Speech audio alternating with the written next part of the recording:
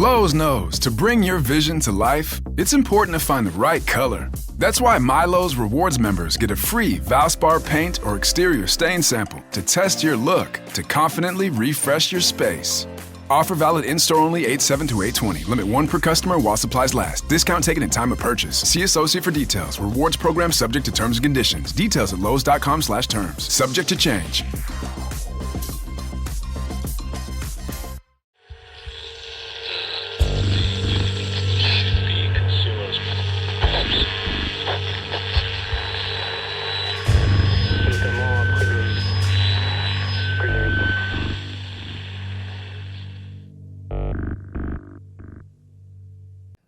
Welcome back to the show, my friends. I am your host, S.E.T.I. If you've had an uncomfortable experience and you'd like to have it shared here on the show, please get a hold of me at contact.uncomfortable@gmail.com. The world wants to hear your cryptid and UFO experiences. So reach out to me and let's get yours on the next episode of Uncomfortable. If you haven't yet, make sure to like us on Facebook and Instagram, both at Uncomfortable Podcast 65. And once you've had a chance to listen to an episode or two, please make an effort. Leave us a 5-star rating and review wherever you can. That alone is the one most important thing you can do to help get the show out in front of more people. And with more people listening, that means more great experiences coming your way. If video is more your thing, then make sure to subscribe to Uncomfortable Podcast on YouTube, where you can get the video version of most shows, like tonight's. If that's where you listen to us, please make sure to click like and subscribe and hit that notification bell so you are notified with each and every new release. Take a minute and check out the Uncomfortable link tree. It's the single best place that you can find anything and everything uncomfortable all in one spot. The link for that is in the show notes below. All right, guys, I'm really glad you're here for this one because today we're going to go deep into the search for extraterrestrial intelligence, but from a whole new angle. My guest tonight is John Getz. He is a former chair of the SETI board and author of Reinventing SETI. John's not just rethinking how we search for intelligent life, he's challenging the core assumption behind it. We're going to talk about aliens, probably not beaming radio signals from across the galaxy, but might be instead sending some long-range robotic probes, possibly already here. We're going to get into whether or not humanity should even broadcast our presence. Who should represent the Earth if contact ever happens, and how close we really are to becoming an interstellar species ourselves. I think it's going to be a good, smart, speculative conversation, but ultimately grounded in real science. The kind of conversation I think you guys are going to love, and something else to ponder if you've ever looked up at the night sky and wondered if someone or something might be looking back. So if you're ready, let's get into it.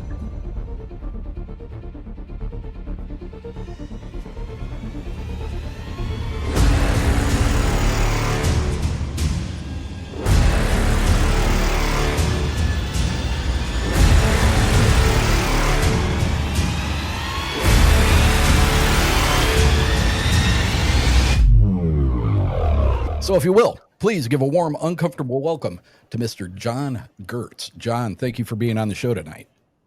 And Eric, thank you so much for having me. It's a pleasure. Very interesting stuff. As we were talking just before we started recording, I got a chance to do more than just peruse through some of the information that your publicist had provided. Very interesting stuff.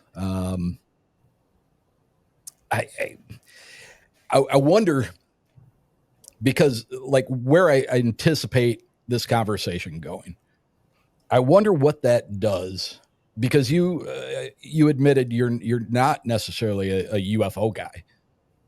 You're not a flying saucer guy. But the two are nonetheless related, or we think they are. As the group of people like myself, we think they're related. They must be related, right? But you make some interesting points. It's like, I can't tell you how many times I've heard with some of the some of the louder voices in the UFO UAP conversation, where they move in a way that defies our abilities. Their speeds exceed things that I've heard multiple people say, if there was a human being in that craft, they would be jello because of the rate of speed and how they move and the abrupt 90-degree changes. And the forces would crush them. yeah, so it makes sense when I read your theories that there's a high probability that those are not manned craft. That's right. Well, first of all, let me start by indicating that as you mentioned, I'm not a UFO person. I'm not a UAP person. I come from an entirely different perspective. I come from the vantage point of astronomy, and astronomy begins where the atmosphere ends, and consequently, UFOs and UAPs are not in our wheelhouse. But as a SETI theorist, I've come to the considered opinion that the way we've been doing SETI is all wrong. We assume that ET is sending signals from its own home planetary system, when in fact, for a variety of reasons, I hope we have a chance to get into some of them today. ET's best strategy is not to send signals from its own planetary system, but rather to send robotic craft to our solar system, in which case they're here now. And even though I am not a UFO person, remarkably, I've come to a similar conclusion and buttress, I guess, the people that do believe in UFOs. Even though I personally am a UFO skeptic, I don't really believe very deeply in the reports that I've seen. It's fascinating, though, how, and you're not the only one. I mean, there are plenty of people who are out there that are skeptical about all kinds of things, whether or not Kennedy's assassination was a setup or whether it was real, or, I mean, there are skeptics when it comes to just about anything. And I appreciate skepticism, but I also appreciate skepticism with an ability to look at something and say, I don't believe this, but I can see your point, and I can see that there are a lot of things that point towards this being a possibility. And I guess what I'm trying to draw into here is, with since the 1940s, when Roswell, New Mexico blew up and became a part of pop culture, essentially, we've all heard of, little green men or aliens, the grays, the tall grays, the Nordics, the whites, all these different classifications of extraterrestrial that apparently are having interactions with people here on this planet. And that's one frame to look through. Well, if you look at Roswell for a second, 1947, I believe. Since then, if I count correctly, there have been 14 presidential administrations. The idea that there were spacecraft that landed or crashed in Roswell, and that it's been kept under ice by 14 separate administrations, presumably generations of bureaucrats, hundreds or thousands of people would have had to have been in the know. Not one of them made a deathbed confession. Not one of them leaked anything to the New York Times. And as far as presidents, I mean, Bill Clinton ran breathlessly before the cameras with a little microbe that he thought was in a rock from Mars. And Donald Trump, you love him or you hate him, I don't care, but I think we can all agree that Donald Trump wouldn't keep that secret.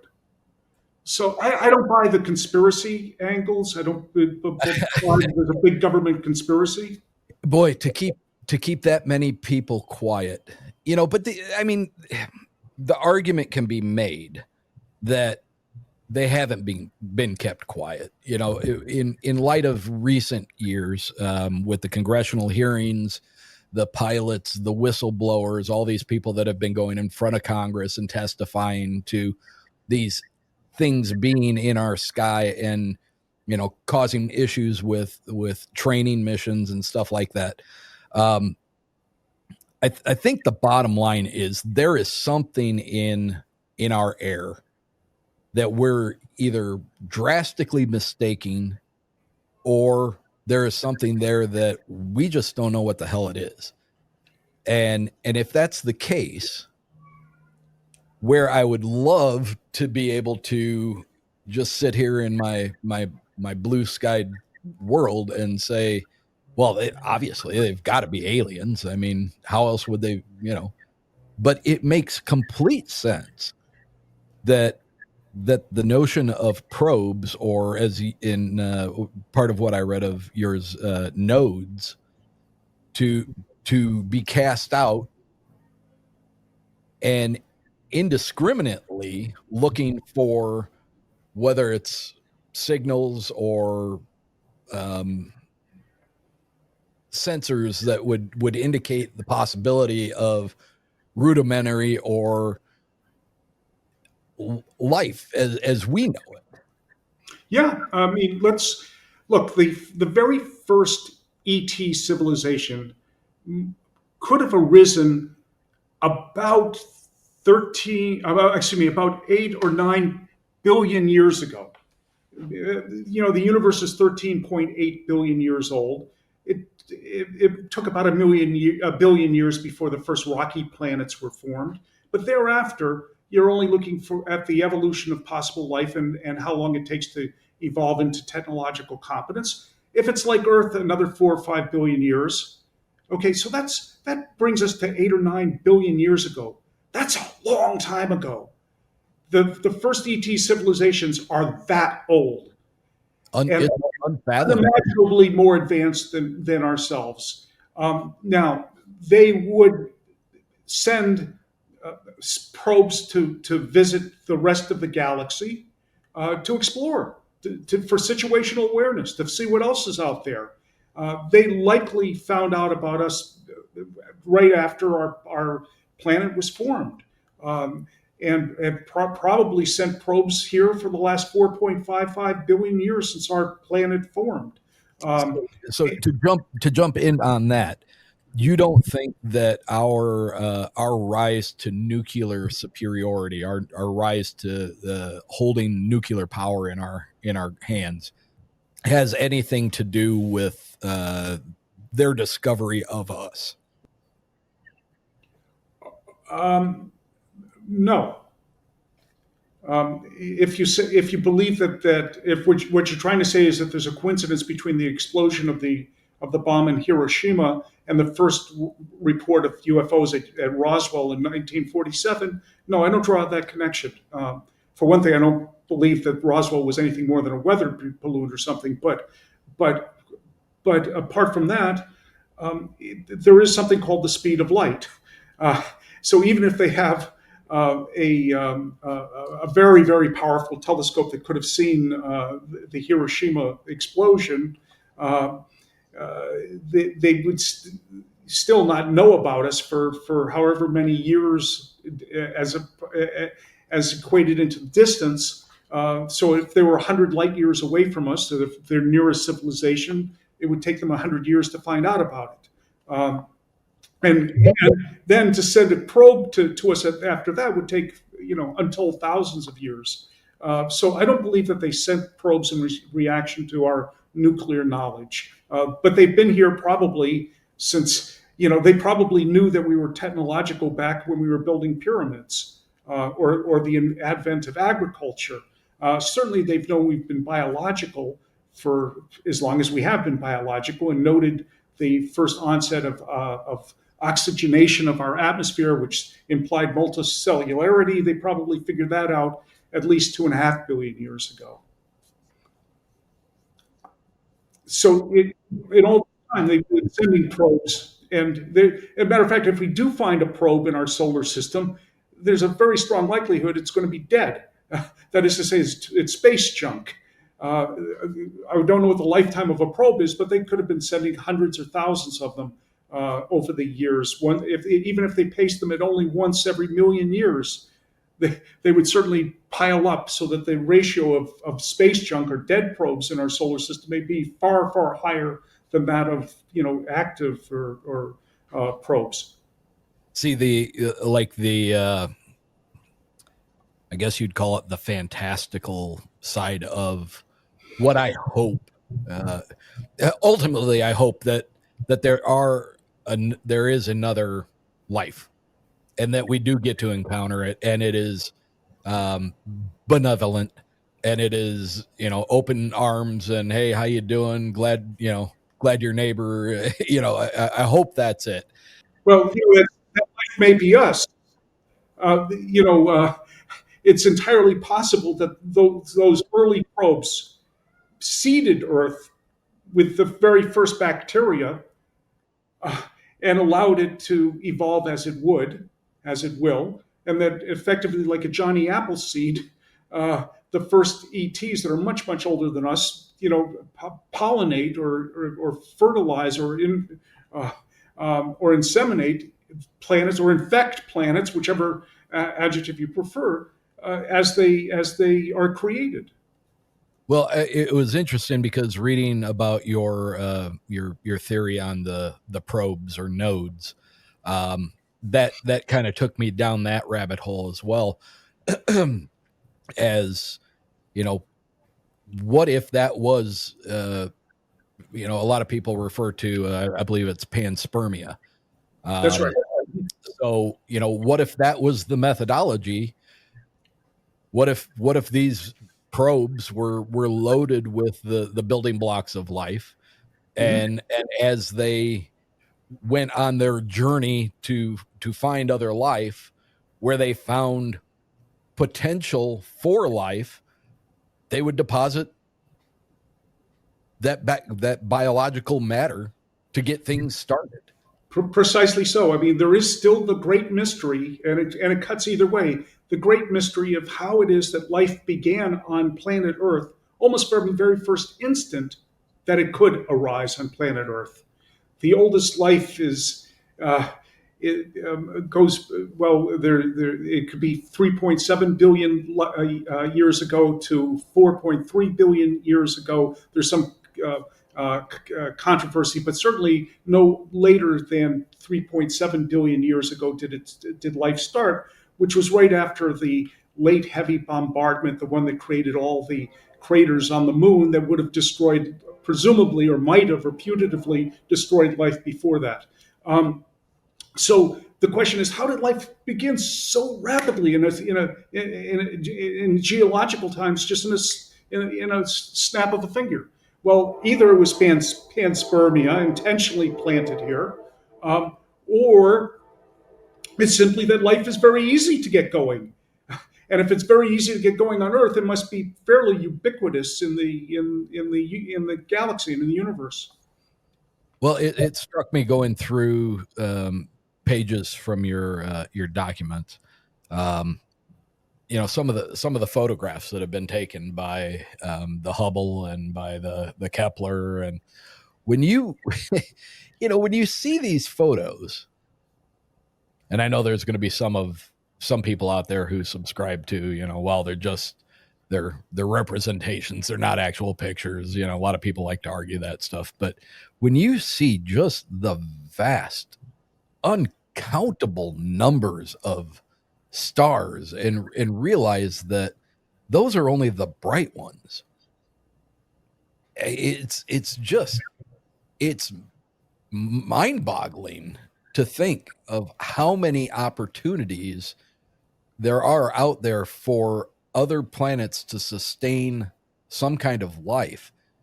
And I believe I have a spiritual belief, and I have I have a relationship, but to say that we are the only thing out there amongst all those is just, it doesn't make any sense. It doesn't make any sense to me at all. Well, and to that point, our sun is actually a young star. 95% of all the stars that you look at out there are older than the sun. and consequently, uh, the opportunity for them to be more evolved than our life is very profound. So when we're talking about these probes, how realistic is it, the feasibility that these probes could be traveling the distance that they would have to in order to get here? Right. Uh, you raise an excellent question, because human machines tend to break down after 100 years or something. We don't really have a lot of machines that last a lot longer than that. Um, but they are in interstellar space and they are shielded. Presumably, their technology is vastly superior to our own. They're not necessarily traveling at a very fast speed. It doesn't really matter to a probe, or to the civilization that sends a probe to a young Earth whether it takes 10,000 years to arrive here or 10 million years to arrive here. It doesn't really matter. We're dealing in issues of deep time. Um, but I do grant you that there is a very significant issue as to how robust these probes are. And one of the arguments I make in my book is that we have negotiating power with ET. When ET comes here, I think there's a tendency to think that we're going to be judged, and I think we will be judged in some respects. But ET will be very hesitant to destroy us. I mean, they may be tempted to throw yellow police warning tape around Earth as a stay away. It's a wretched place. But at the bottom, they are going to need us, because there is a galactic internet of these probes that communicate via communication probes, as I spell out in some great detail in my book.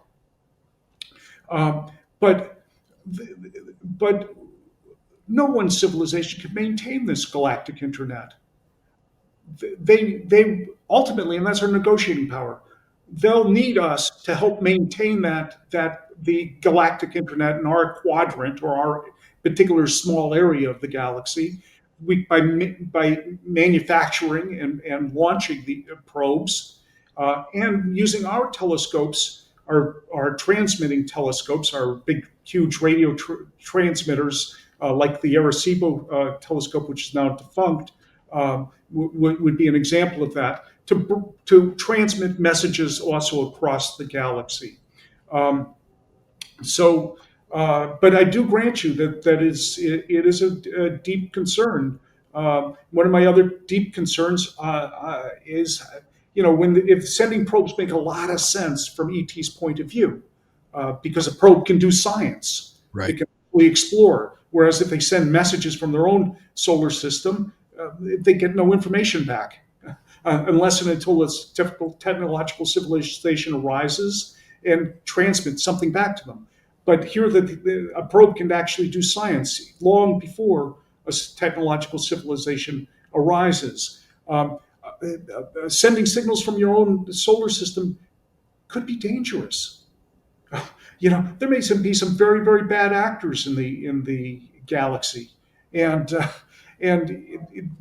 by definition, when you send a signal from your own planet, you tell everybody where you are. Right. And it can be dangerous. You send a probe. The probe doesn't need to reveal the coordinates of its progenitor. So if these things were designed to, let's say, hide or go undetected, Mhm. have you run into, or do you have some good theories on how we accidentally, or what might give them away? It's a good question.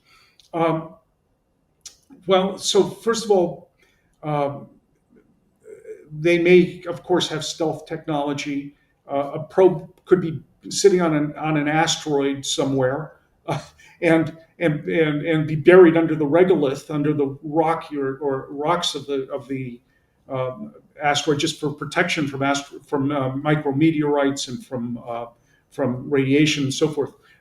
So it could be hiding just for self-protection. But when you think about it, most asteroids, especially small asteroids, we don't know anything about them. All we know is they're points of light, and we don't actually know for a fact that they're asteroids and not probes. All we know is they reflect some light. We just assume that they're asteroids. So that they may just be in there. Is there any data that you know of that would indicate that these so-called probes have been tracked or have been able to be tracked for any amount of time? No, I mean, obviously, if now let's stay away from government conspiracies for the second. But but assuming that there's no government, cover up, we would know whether probes had been tracked. So, for example, satellites, and I'm not an expert in this field whatsoever, but there are, Lord knows how many satellites up there. Do we know what all of them are? It is possible, or is it possible, that a satellite that we assume is Chinese and the Chinese assume is ours is actually, an alien probe? I don't know. That kind of makes my head wander a little bit. Have you ever heard of the Black Knight satellite? No, I don't think so. So it is something that's been in UFO lore for a long time, and it's apparently thought to have been around for thousands of years. It's a very oddly shaped black, for lack of better color, chunk of metal, or so it would seem or looks to be, that has been in our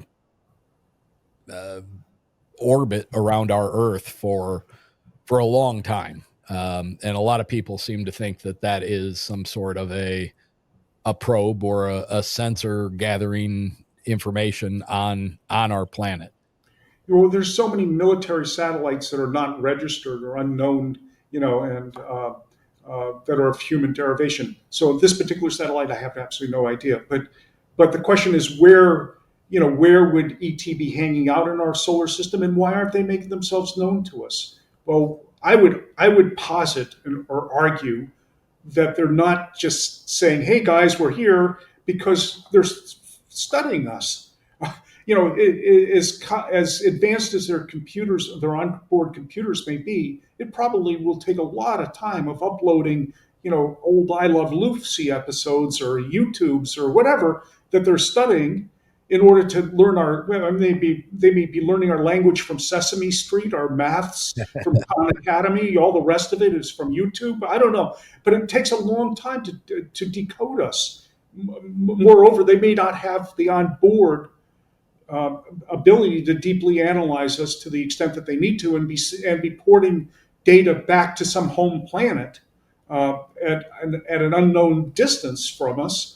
Yeah. Or they may need permission to make contact with us, and they may be seeking permission. That the probe may be seeking permission from its home base to do that. But once that permission is granted, that probe, which has now deeply analyzed us, might be communicating to us in the Queen's own English, or in Chinese, or in Urdu, or some other terrestrial language, because they have deeply studied us. And to my mind, that's why they haven't revealed themselves yet. They're still in their surveillance phase. Are we as humanity, are we making any baby steps? Are we taking any steps forward to enter our hat into the whole idea of creating these nodes for our species to try to assimilate data from other worlds? Are we doing that? No, emphatically not. I wish we were, but we are absolutely unprepared for the first day of contact. There's been no rigorous thinking by the innumerable fields of expertise that should be brought to bear upon this, everything from cryptology to behavioral biology to evolutionary biology to economics to military affairs to diplomacy and on and on. Linguistics, I can name a dozen more fields that should be involved in the planning for the day after contact. And perish the thought we should just leave it to astronomers like myself, This is, or to UFO enthusiasts like some of your audience. I mean, we've really got to bring a lot of expertise to bear on it. Moreover, we have to work in concert with the rest of the world. If the Chinese, well, let me say, I'm a SETI guy. Okay, our SETI data, and we've looked at roughly 1 million stars, and our data is wide open to the Chinese. Our raw data is there for them to analyze in any way they want. They're running a very large SETI program also on the largest radio telescope in the world right now, or a single dish radio telescope in the world called FAST. The Chinese have it. It's about 50% larger than our Arecibo, which is now defunct. You think their data is open to us? No, sirree. It is not. And let me say this: if one of their Chinese scientists establishes contact, do you honestly believe they're going to share that information with us, or stamp it top secret and it'll be the last we ever hear of it? Not a chance. So there needs to be an agreement with the Chinese and with the rest of the world, a treaty. And in my book, by the way, I draft a treaty in adopting and adapting some of the language from the Outer Space Treaty as a potential first draft. But there needs to be thought given right now to what happens the day we make contact. Let me give you just if you bear with me, just give you a hypothetical for a second, or not a hypothetical. Let's say I'm wrong that ET is sending probes and not sending a signal from its own planet. Let's say we get a transmission, a la Contact, the movie Contact with Jodie Foster, Carl Sagan as the author of that book. Let's say that signal arrives one day. Let me ask you this: should we respond? That's a simple question. My thoughts? Yeah. So should we respond to it? My thoughts is, why would you tell anybody where you are unless you know who's on the other end of that phone? But maybe they're pinging. Maybe ET is pinging. Listen, when we do SETI, we look at our stars one by one by one by one, and we look at them each for about 10 minutes. Maybe they're sending a signal to stars. Boom, boom, boom, boom, boom. 10 minutes here, there. Okay, and they're looking for a response. Now the question is, if they're looking for a response, maybe they're obviously want to meet us. They want us. They obviously it's an invitation to respond back to them. But should we? I mean, it's a simple question, yes or no. And the answer isn't obvious. Maybe this civilization is like a bat doing echolocation, trying to seek out prey to kill us or to do us great harm. Or maybe they're going to give us a cornucopia of wisdom. I mean, which is it? Well, I don't know the answer to that, but I do know that I don't have the right to make that decision. That decision should be made by all of mankind. It's a fraught decision, and whether we decide to reply or not to reply is a decision we should all be making. But how? Through the UN Security Council, through the General Assembly, by 2/3 vote, 3/4 vote. Who knows? It's never been discussed. It's never been decided. And what will we say? And who gets to decide what we say? And should we release the coordinates of which planet contacted us? Because if we release the coordinates, then everybody and their grandmother can send their own message. Kim Jong-un can send his message. The Scientologists can send their message, whatever. So maybe that needs to be kept secret. Again, this is subject that we should all think about, and think about it now before it happens. Haven't we already done that to some extent? Haven't we launched information that showed our I believe it was the sequence of DNA, what a male and a female adult looks like, our placement in the solar system? Hasn't that stuff been like arbitrarily just thrown out into space with the hopes that somebody finds it? Well, yes, it has, and very wrongfully so. One of it was Frank Drake, the father of SETI, was a dear friend of mine, by the way, and a very, very lovely human being. But he sent a signal from Arecibo in 1974, I believe it was, or 77. Anyway, he sent it to M13, the globular cluster at a 27,000 light years distance. So that message won't even get there for another 27,000 years, and will have damped down to the point that it's incoherent, and moreover, he forgot to account for the proper motion of M13, so it's going to miss anyway. It's just going to keep that was an ill-advised move. He should not have done that.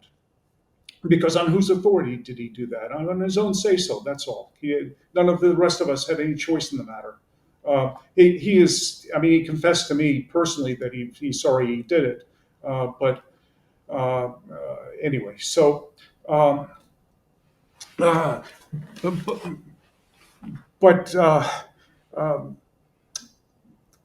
sorry, where are we?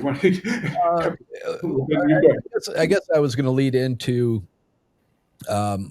sticking kind of with the idea of diplomacy and nations of the world having to work together to entertain this new guest, this new life form that we were going to run into. That was part of the episode that I did, is when I really started to delve deep into some of the things that you were talking about, as far as, it would affect everything, every aspect of life, from religion to politics to languages. And, you would have to come up with a new group of linguists who were able to communicate and learn the languages so that there would be a bridge between our language and theirs. Art, and every aspect of our daily lives could be dramatically impacted by contact with another intelligence. Or not. It may be, if they don't surveil us, and this is one of the advantages of sending a probe, if they don't thoroughly surveil us, there's very little hope that we can meaningfully communicate. They may communicate in bee-like waggle dances, or in cuttlefish-like color changes. Or the things that we're interested in. My dog and I think we understand each other, I guess, to a little degree. But when I walk her and she fixates on the smells of a bush for 5 minutes, and I can't drag her away from the bush because she's interested in, I'm not particularly interested in the nor can she communicate with me about the subtleties of the bouquet of male dog urine. Okay, splashes of urine. It's what she cares about and what I care about are different things. Even if she could manage to somehow to communicate, about the glories of urine smells. Okay, so then there's the intelligent rift between us. I mean, if I met a member of my own species a million years ago, Homo habilis or Homo erectus or something. what would we talk about? He's not interested in Shakespeare. He has no way of understanding Shakespeare or Einstein, and I have no particular use for his stone scrapers. So what are we going to talk about? With ET, honestly, we have nothing to teach ET in terms of science, in my opinion. I mean, if we try to tell them that E equals MC squared, they're going to say, "Hey, man, we've heard that a million times before." That's all you got. But the only thing we do have of interest is our culture, our music, our literature, our books, our paintings. That's what's unique that we've got, our culture. And I'm not sure that they're going to be interested at all in that. You think so? That'd be lost on them? Well, or they may not care. Do I care about their top 40 waggle dances? Good point. Good point. So why should they care about our top 40 music? We don't know. But it may be that when they come here, it's not really to learn from us, but it may be to lay down the law. That's what they really want to communicate with us about, what the rules of the road are to live in a peaceful galaxy. And that law may come down to just a few words, like "don't come, stay still," or "you come, you die." Just the universal rule may be just stay where you are. You have no right to colonize. And then all the golden rule stuff and do unto others and all that goes away. If you don't have contact with anybody, you can't. It's pointless to talk about whether you should turn the other cheek or what it means to be compassionate or whatever. All that goes away. So what are your thoughts? And this is going to sound goofy, and I guess I kind of mean it to be that way, but ultimately, I think it's a legitimate question. What do you think? Like let's call it a galactic federation. All right, I've heard that term used by other people. Do you think that there is a governing body, kind of like what you're talking about, that when you get to a certain point and then you warrant being visited, and that is primarily just stay in your system, don't go starting crap with this system, stay in your lane, do your thing, and don't be stupid. And then they just up and move on until they find the next ones that are ready to hear that message as well. Well, they don't have to move on. They're everywhere simultaneously. Just as there are probes in our solar system, there are alien probes in every other solar system. There are probably alien probes around every star in the galaxy because they need each other to communicate. One point of physics is that it takes a very big transmitter to transmit to across interstellar distances, and if you're not transmitting just to the next star and sort of as a relay station, you're going to have huge engineering problems building something that is that large. If it was that large, we probably would have found it already. If it was so large that it could transmit for 1,000 light years or something.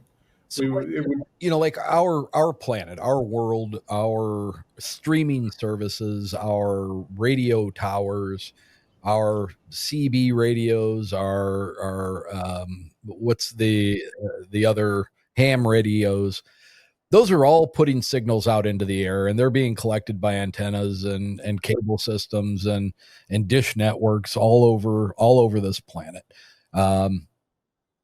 They're being bounced off satellites and retransmitted to different parts of the world and all that. Are we sure that those signals that we're bouncing off of our satellites, our communication satellites, our entertainment satellites, Time Warner and all these other ones, are we sure that what we're sending them, those satellites, are they only getting to that point and then just dissipating, or are they continuing to broadcast beyond that? And does that not make us essentially a sitting duck for somebody who would be looking for that kind of No. The answer to that is that those signals damp down with the inverse square, um, so that um, at twice the distance they're four times as weak. And if you extrapolate that outwards, any of those signals have damped down to complete incoherence. They just fade into the interstellar uh, uh, noise, essentially the cosmic microwave background or whatever, and at the range of the nearest star, Alpha Centauri. They're completely damped down, and but large military radar. Arecibo, when it was used as a transmitter, was used sometimes as a transmitter to probe local asteroids to try to determine what the orbital characteristics are of asteroids to see if they would impact Earth. It was a noble cause, but there was spillover, and whatever is in the background might have been illuminated by that, but by those signals, those radar signals sent by Arecibo. Uh, that's what Frank Drake sent when he sent to M13. He used the Arecibo radio transmitter as a radar to send a message. Um, but um, um, our normal signals are I Love Lucy kind of television signal Yeah. would damp down to incoherence even at the nearest star system. But how far is that? Like The if it damps down to the nearest star system, how far are we talking that signal is actually getting? Well, it goes. Uh, the signal goes forever. I mean, the signal will go in infinite distance in an infinite amount of time. I mean, but the point is, at what point does it rise above the noise so that the signal can be extracted from the noise? And the answer to that is not very far Okay, for radio and television broadcasts. I got Okay, you. normal radio, television, internet, so forth, telephone communications. It's not going to get to the. It's not going to be um, uh, detected even at the nearest star system, which is 4.2 light years away, which would be about 6 trillion miles, I think, something like that. No, I think it's 25 trillion miles. 25 billion miles. Sorry. I want to shift this toward the weird a little bit, because if we're going to accept your hypothesis on the node or probe, to me it kind of begs the question: could we already have seen something and just not recognized it? And I guess what I'm getting to by that is kind of a reference to Ave Loeb, with the past couple of years, Oumuamua. Very, very odd shape. Didn't seem like it was designed for interstellar travel. Um, made very outwardly weird eclipses around our system, and then kind of just jetted off almost seemingly under its own propulsion or under its own what's the word I'm looking for, under its own power. Um, you know, if the photos that I've seen are actual representations of what Oumuamua looked like through radio telescopes, that was a very strange. It doesn't have the typical characteristics of what you would expect a meteor or a comet. So, I mean, Well, my own point of view, which is I'm sure shared by the preponderance of astronomers, is that it was a rock, an interesting rock, but a rock. Um, the evidence, against it being an artificial body, something alien, like an alien spacecraft, I think is very, very weak. Uh, it basically it basically it deviated by 1/10 of 1% around the sun from what would have been predicted to be its orbit according to Einstein's general theory of relativity. Well, Einstein's theory of relativity, general relativity, doesn't lend itself to approximation. So even 0.1% needs to be explained. But most astronomers believe that it was from outgassing, that simply as it got close to the sun, gas was evaporated or off the surface or from under the surface, which changed its orbit by that slight amount. I have a big problem feeling that this was anything but a rock for a number of other reasons as well. If let's say Oumuamua came from Barnard star, a very nearby star, the second nearest star to Earth, and was sweeping past our sun and then going directly to Alpha Centauri, I would pop the champagne bottle and say, "Woo, Eureka! We found ET." Yeah. By prima, but the chances of that sort of coincidence, that it's coming from one nearby star system to us to the next nearby star system, the chances of that happening by coincidence are basically zero. Okay, I would say that was easy, but no, it was coming from the last time it entered a star system was millions of years ago. And the next time it will enter another star system, according to its trajectory, is another millions of years from now. It's coming from nowhere in particular and going nowhere in particular. Okay, that to me is very strong evidence. It's going at a very slow speed for relative to what we would expect from an ET spacecraft. It's tumbling erratically. So if there are beings on board, they would be permanently sick. Okay, it's. To me, and I don't know what pictures you're talking about, but it was only a couple of pixels. It was so far away by the time it was discovered that even our best telescopes only got a couple of pixels on it. Anybody can see what they want to see. I think, a rule of thumb is the fewer the pixels, the bigger the blur, the more people are going to think it's alien or Bigfoot or I don't know what, so it's sort of like an inverse rule there. The fuzzier the photograph, the more likely anybody can see whatever they want to believe in it. As far as its shape, it's roughly 10 times longer than it is wide. Big deal. So's Ultima Thule, which is a Kuiper belt that New Horizon visited. I've got a picture of it in my book, Reinventing SETI. But as New Horizon approached it, it looked like a cigar shape, just like Oumuamua.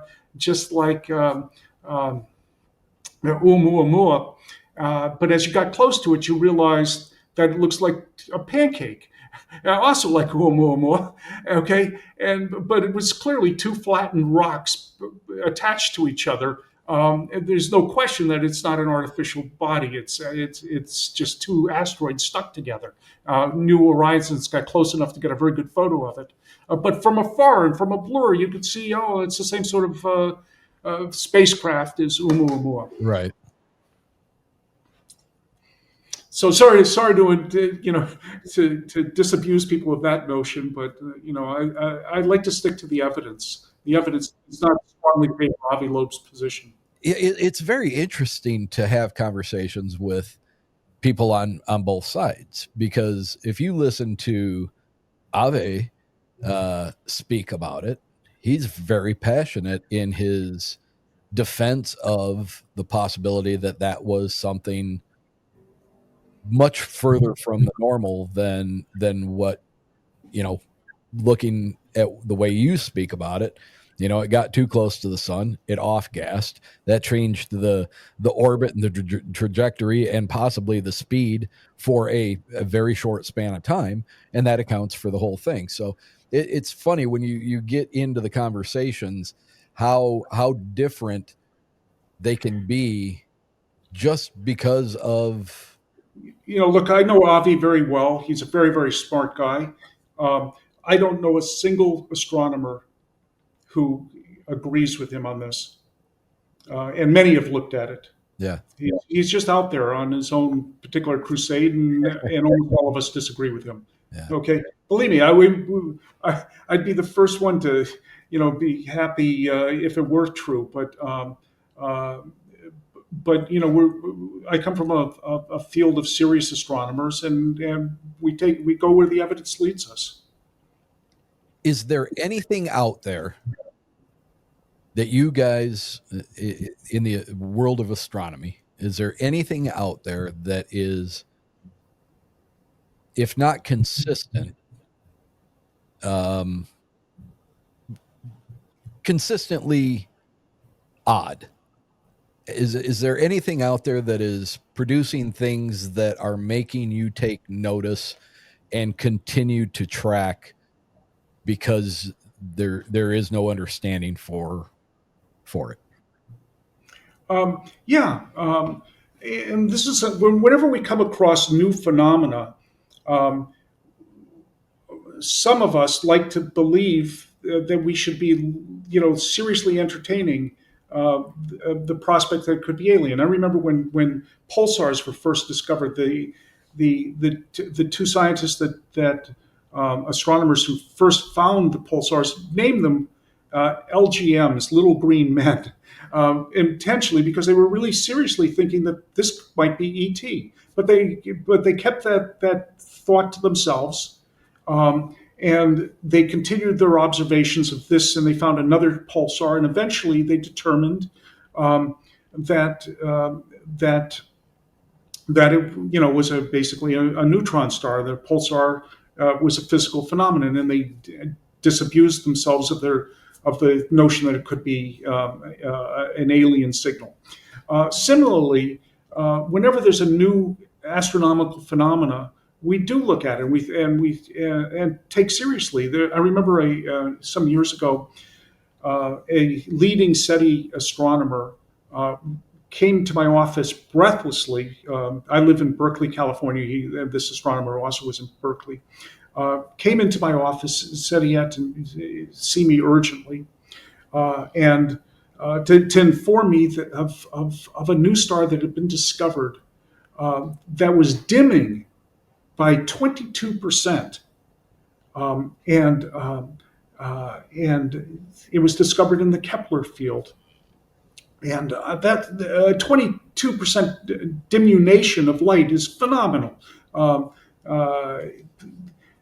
Jupiter would only dim the sun's light, if seen edge on, by 1%, not 22%.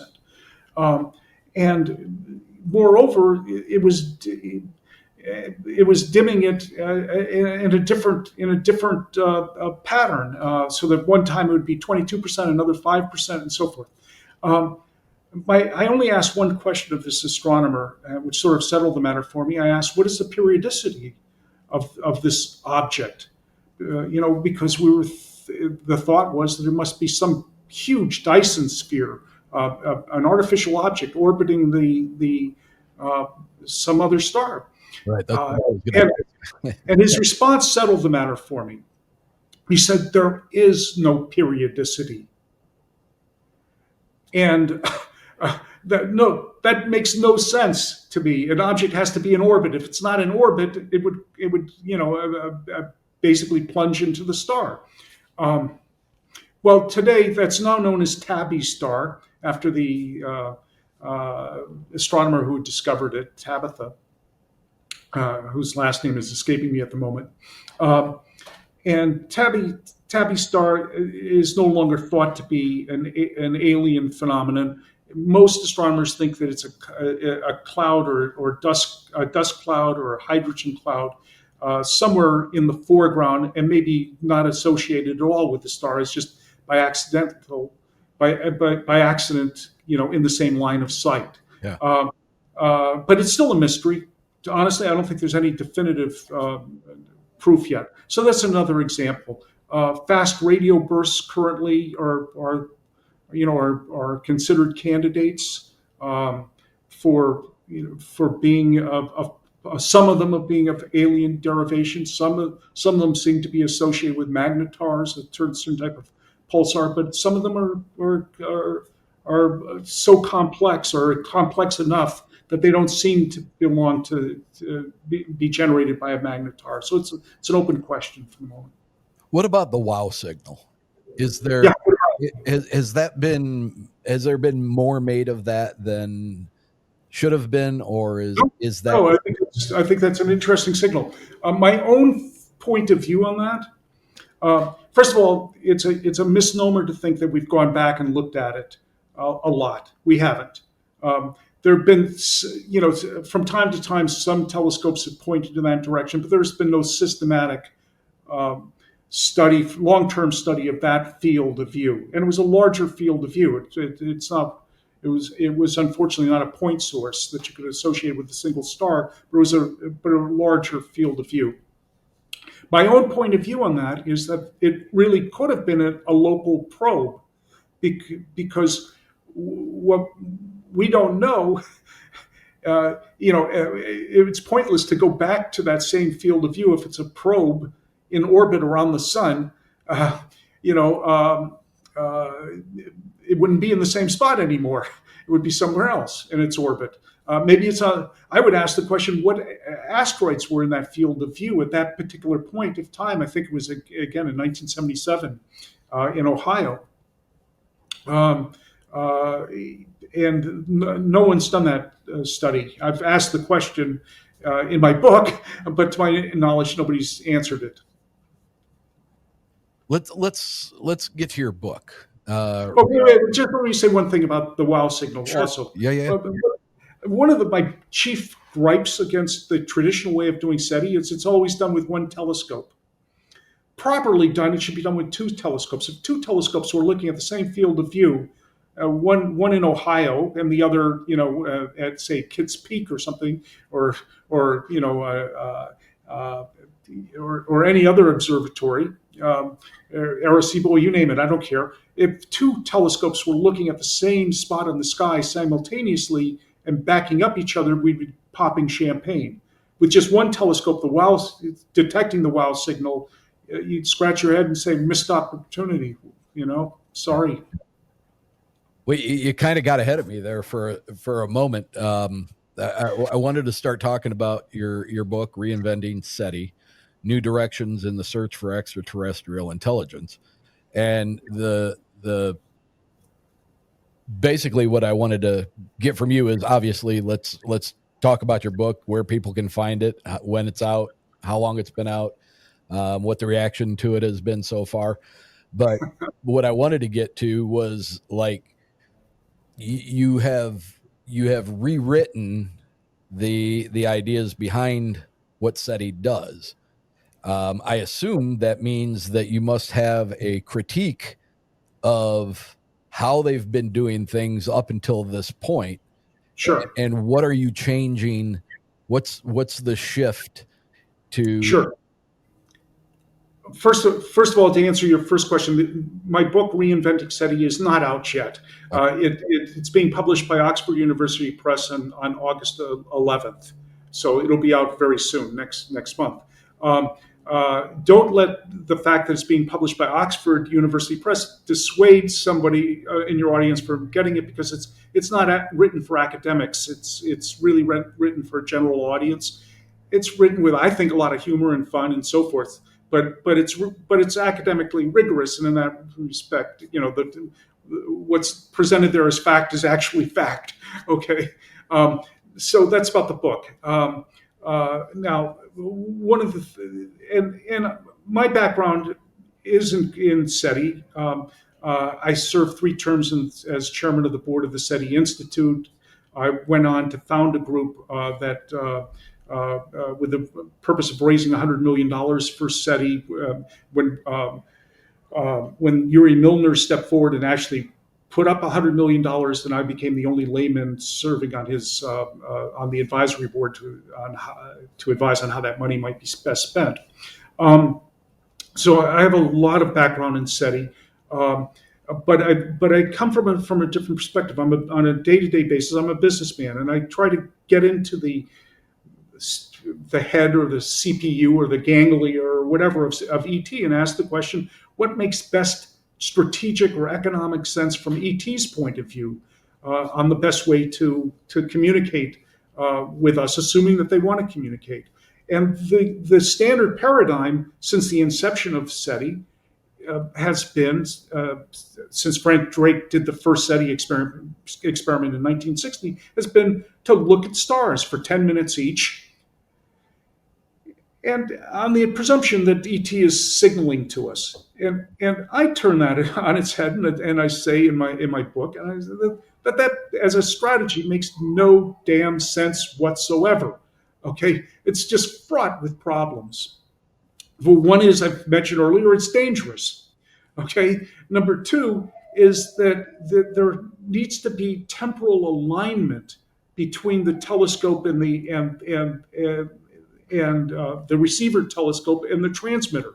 So if ET, if we're looking at stars 10 minutes this way, that way, and ET is doing the same thing, they're signaling this way, that way, the other for 10 minutes each, then the chances of us lining up their transmitter or our receiver in the same 10-minute space is essentially close to zero. We'll never find each other. Right. Alternatively, if they're trying to transmit to us for 1 billion years or 2 billion years, or however long who's paying their electric bill? Okay, it's a long time to be dedicated to the proposition of sending signals at enormous cost and energy, and an enormous dedication to the proposition. Moreover, they need their own receiver that is at the ready 24/7 for that same billion years or whatever, until we, Earth, will receive their signal and decide we're going to return a signal, which we may decide not to do. And they need all this time a huge telescope at the ready looking just at Earth. And multiply that by all the stars that they may be interested in, 1 billion stars, who knows however many. Where are they going to build all this? They don't have enough matter in their solar system to build that many telescopes. And I guess to piggyback on that and interrupt you for just a second. Sure, go ahead. When we're talking about the output of energy to do what we're talking about, in order for us to match that, we would have to be able to update our energy supply. Oh, it's more profound a problem than that. And then also, like these probes that you're talking about, yeah, how are they being powered? Are these things being, are they leaving their planet on their quest to find us and everything else that's out there? If these things are in the in the internal of the universe and space, are we talking tens of thousands of years that these things are being powered? Or right. Okay, so let me take the several problems here. Let me try to disentangle some of the problems that you raised. Very, very, very interesting, good questions. The first is about the power. There's a power imbalance here, and a true unfairness in the trade. In a trade between us. Not only is ET signaling to us in the old paradigm, they're signaling to us all the wisdom, all the Encyclopedia Galactica that they have to send to us. They're signaling to us at enormous energy cost to them. And what are we doing? First of all, they're doing it for 1 billion years. We ourselves need to just listen for maybe 100 years, whatever it takes us to find their signal in that needle in the haystack. Yeah. And it takes very, very little energy to listen. I mean, it's a little bit like, to use a rough analogy, if you look at a star, we know how much prodigious energy a star puts out, and all we need to see it is to look at it with our eyeballs or maybe with a telescope. I mean, it's unfair. The sun needs to use that much energy just for us to see it. Okay, in the same way, they're giving us all the wisdom, and we're the ones that are putting nothing out there. So any fair trade between us would dictate that their telescope, their transmitter, should be very small, And our telescopes that are receiving it have to be gargantuan, much larger than anything we've got. And one of the reasons we may not be seeing a signal from ET is because we're simply, they're presuming that fair trade means that they're putting out a weak signal, and we're having a humongous telescope that we don't have to pick it up. Okay, that's to one point. To the next point that you've raised is extremely good, and I don't have a terrific answer to it. I wish I did. And that is, a probe needs to be powered somehow. And a probe, as I said, there could be, one active probe for every 1,000 dead probes in our solar system that have run out of energy. So what are the energy sources? Well, the obvious one would be, solar energy. They could take as much energy from our sun as they please. And then there's various forms of radioactive energy. But most of it, I don't, it'd have to be isotopes that are have a very long half-life. So those are the two obvious ones. But they may know of energy sources that we do not know of, and they may be sitting on asteroids, mining it for materials that are useful to them and to build out capabilities in situ when they're here. So, but I wish I had a better answer. I honestly don't. But I think it's a valid problem. When you talk about how realistic, when you talk about these probes and the energy that it would take to get them from their origin to us, you used M3 as a cluster that's, what would you say, 23? It's M13, and it's about 27,000 light years away. Okay, so 27,000. Let's use that as an example to get here to Earth, to put a probe or put multiple probes around this planet and gather data from it. Like, what would be a realistic timeline for a probe to traverse our neighborhood? Because essentially that's what it is. It's not that far in the big picture. With our current understanding of physics, would it have to have some kind of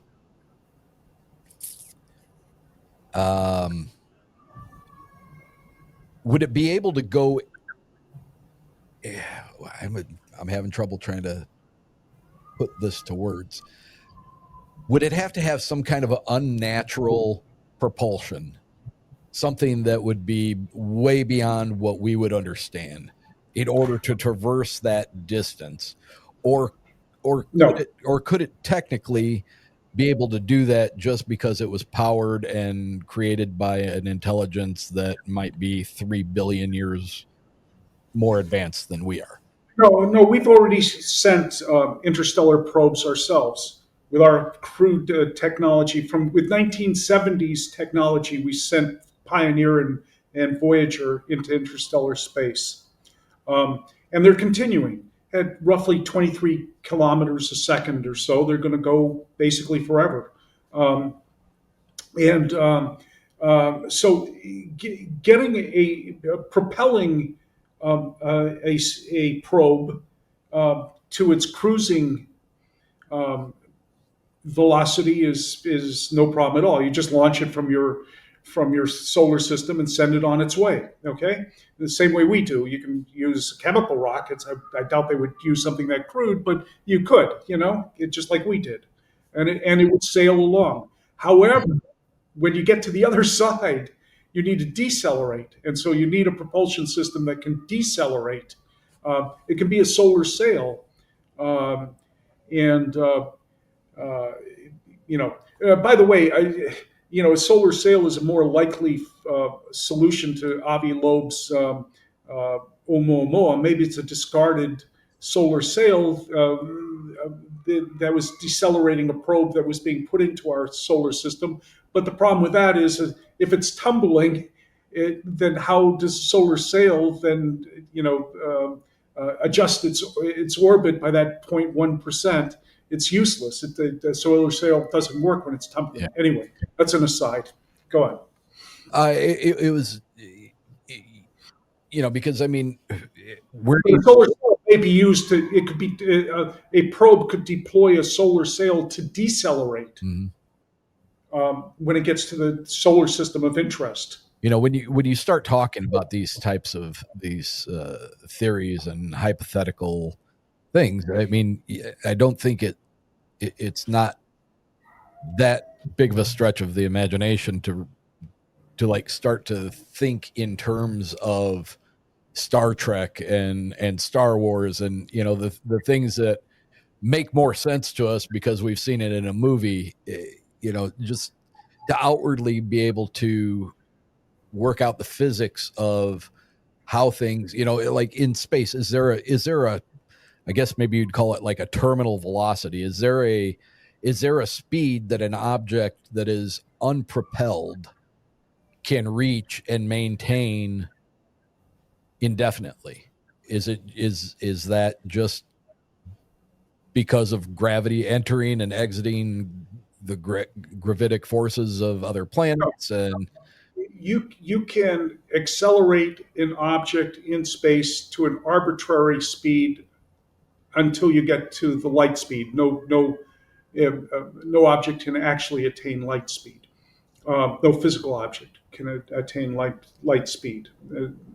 But the energy to achieve relativistic velocity is so enormous that it staggers the imagination, and it's not anything that I would postulate because I think it's counterproductive for ET to send something at relativistic speeds. For one thing, it would explode the minute it hit a micrometeorite, or a piece of dust or whatever. In interstellar space, there would be like huge bullets, and then it has to decelerate when it gets to the other side. And then what's the rush? The Earth isn't going anywhere in astronomical time scales. So there's no reason for ET to achieve large accelerations to get here. But there's no, but the laws of physics do not preclude it. It's just the energy expenditures would be absolutely enormous. Okay, so let's we're creeping up on 90 minutes here. Let's take a minute and make sure everybody knows where the book is going to be available again and when. And then I have a few more questions for you. Sure. Reinventing SETI is available now for pre-order on Amazon. It won't be shipped until August 11th. In your view, in your educated view, who should take the lead when it comes to crafting the documentation or the protocol for first contact? How do you see that, like in its most amicable form? How do you see that being played? Okay, so I feel that that the first order of business would be for the UN to recognize that there's a problem. That the second then is to organize a committee of experts across multifarious disciplines who need to study the problem and devise contingency planning. It needs to be a well-funded standing organization.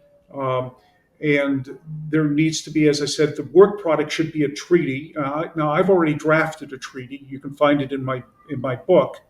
I've also published it in an astronomical journal already. But it's a first draft, and I think it's a pretty good draft. But it would grapple with these issues as to what to do on the day after contact.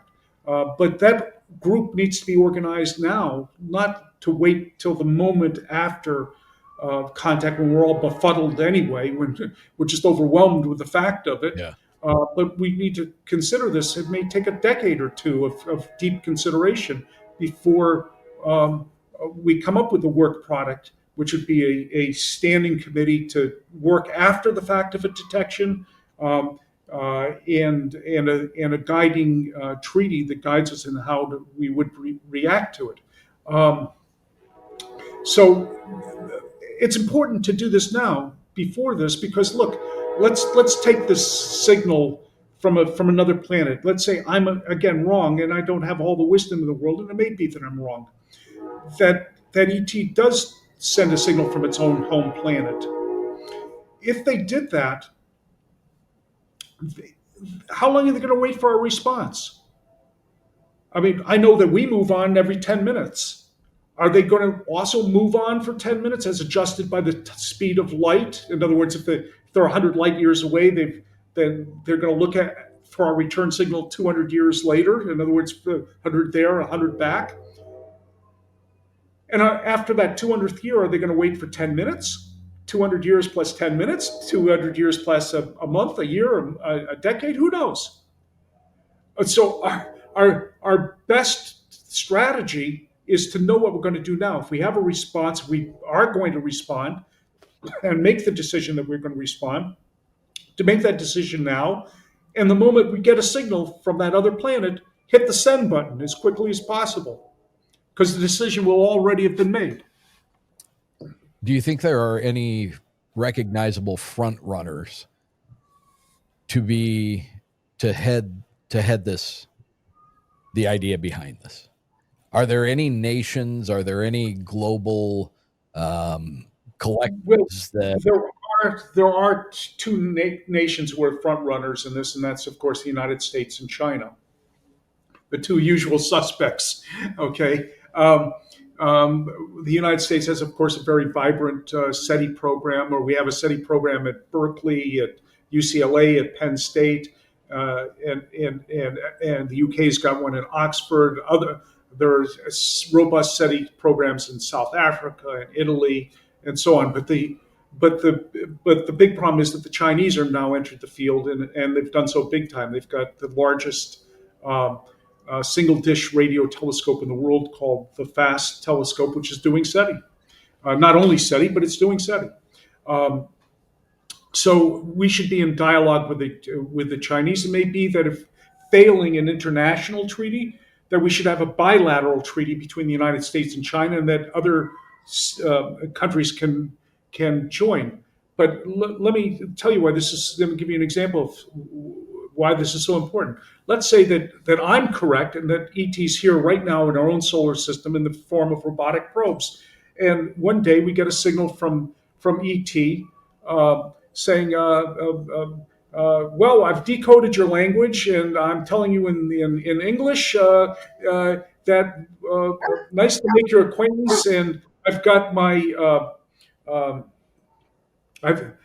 we've got the Encyclopedia Galactica I've brought to you. It's in a nice laminated card saying your membership card to the Galactic Club. Come and pick it up. It's all in my in my cargo hold. Come on up and pick it up. Whoa. Are we going to get there first, or are the Chinese, or is it SpaceX and Elon Musk who's going to be the first one to get there? I don't know, but this, and if we get there first and we bring it home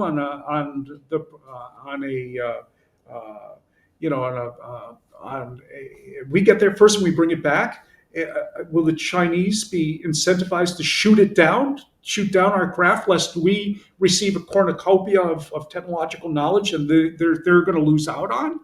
Are we going to start a war over this? I mean, let's get our act together, guys, and let's do it before this all happens. So that's where my book is actually my idealized reader of this book is a 30-something-year-old congressional staffer. I need the young generation of policymakers to begin to grapple with this and bring forth some planning to the gray heads. Right. which that in itself is a job that almost seems insurmountable to get through that. Well, I would like to be optimistic and hope that this will happen. Um, we could, uh, if there are probes here, they will make contact with us.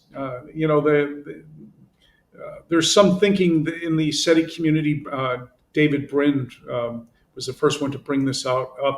That it could be that they're just lurking out there, uh, just uploading all of our IP, and with absolutely no intention of giving us anything back in return. I don't buy that. I think, as I've said earlier, that they need us. They need us to be part of the cooperative galactic club to help maintain the galactic internet. Um, and I do believe that they will make contact with us. When, I cannot tell you. If I can tell you that it would be very soon if they're autonomous. In my belief, my personal belief, is that they would make contact with us soon if they're really autonomous. But it could be a millennia or something before we hear from them if they need to report back to a home base and receive further instructions. So and that may be what's going on now. Do you think if they are here autonomously, I don't know. do you think that they would have the ability to interact and intercede with us without having to give back any kind of information to who or whatever sent them to begin with? Do you think they would be that far advanced that they would have the answers to most of the situations and problems that we could pose for them? I think it's very likely that they are autonomous AI beings, and their progenitor may no longer be extant. They could have gone extinct. And this, by the way, the probe hypothesis, completely solves for Drake's L. If your listenership knows what that is, the problem of that Frank Drake posed in his eponymous Drake equation. That the problem with communication is that two civilizations need to coexist. If our civilization only exists for 10,000 years and ET civilization only exists for 10,000 years, the chances that in the 13 billion plus years of the universe that we're both coexisting in the same 10,000 years are negligible. Yeah. We'll never see each other. Probes solve that problem. Essentially, once a probe is launched, we've launched Voyager. Voyager's out there. It's gone. Pioneer's gone. New Horizons gone. It's gone into interstellar space. Once they're launched, it's one and done. They're gone. What happens here on Earth, if we blow ourselves up, it's immaterial to the fate of Voyager and Pioneer. They're gone. Same thing with these probes. The probes may belong and have been launched by civilizations that are long extinct. The probes that you were just speaking about that we have launched that are now currently on their way till Kingdom Come, is there any contact between Earth and those probes now? Are we still collecting any kind of data? Or we're still collecting data from Voyager and from New Horizon. Really? Yeah, I don't believe we're collecting data anymore from Pioneer. Yeah, Voyager is sending back data on the nature of interstellar space, and it can, and it's actually was the first spacecraft to pierce the heliosphere, or the actual border between the solar wind and the interstellar medium, and it's giving us actual data on the interstellar medium. Yeah, it's on its last legs. It doesn't have very many more years left before it expires. How many years has that been going? Since 1970, 73 or 74, it was launched, something like that. 75, I think it was 1975. That's crazy. Crazy to think that something is still. Yeah, that's the technology. It's functioning with 1970s technology. Yeah. John Gertz, it's been an absolute pleasure talking to you, sir. Eric, it's been my pleasure as well. Thank you so A much. lot of great, very interesting conversations. Let's wind this up. What do you think? What's the most? Let's leave the listeners with this. What's the most concerning thing to you now about everything that we have discussed and all of the information that's available in your book that's coming out? What is something that we should most be concerned with and take to heart immediately? Well, there's a subset of SETI scientists or hangers on that advocate for sending messages to the stars proactively. They argue we haven't heard from ET yet. Why don't we be the first ones to initiate signaling? And most of us in the SETI community, and certainly the preeminent thinkers in the field, think that's a dreadful idea. That's a almost a cult of SETI activists who believe that's a good idea to send signals first. My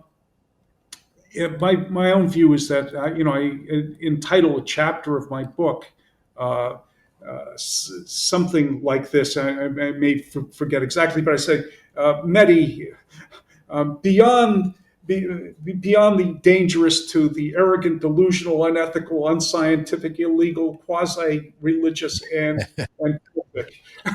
And in case anybody misunderstands where I stand on the subject. I think that clears it up. Yeah, it clears it up. Anyway, I could go on for quite some time on why it's a horrible, horrible idea, and I regard it to be very dangerous and very delusional. It assumes from the get-go that ET is benevolent. So, what's the evidence that ET is benevolent? Let me give it to you all right now. Silence, silence, There it silence, is. silence. Okay, there it is. I've just given you all the evidence. Yeah. There is no evidence. There's no evidence that ET is benign or malicious, or whether your ET and your imagination more reflects Spielberg's beautiful benign ET, yeah, or Close Encounters, or Ridley Scott's Alien is strictly a matter of taste right now. We don't know. We have no idea what ET's intentions are. With my luck, it will be Ridley Scott's version. Yeah, but so, and as I said, we're rolling the dice when we respond to ET, we're rolling the dice. Maybe it's a good idea to do it, but it's not something that a few lonely, SETI hangers on have the right to decide for themselves. And all of mankind. I've not thought about that much, but you make a valid point, and I and believe me, on that one, I've got many, many more valid points, but I don't think time allows here. So I've got to agree with you. And you get a chance to go through it all. I got to agree with you. Why would you risk waving the flag, saying here we are, when you don't know who's watching? Absolutely, and we simply don't know. And even when we do make contact with ET, and let us say that I'm correct and their probes are here and they know we're here, and so it's not a question there's no hiding from them. They know we're here. They're watching I Love Lucy or whatever. Hopefully, they're also watching our nightly news, and from that they see we're a wretched species. But hopefully that I Love Lucy will tell them that we've got some sense of humor too. I don't know, yeah. But even when that probe that knows we're here and it's pointless for us to hide from them, we still have to be very careful when we do make contact with them, what their intentions are. If they want to download some Encyclopedia Galactica, well, be sure, but maybe there's a Trojan horse in there, or they're going to infect our internet with who knows what. Yeah. So I don't know what the solutions are, but that's why I say we need a large body of experts to begin to grapple with this. I don't disagree. I don't disagree at all. John Gertz, thank you so much for being here. It's been an absolute pleasure. Thanks for having me. All the best. Thank you. Good night.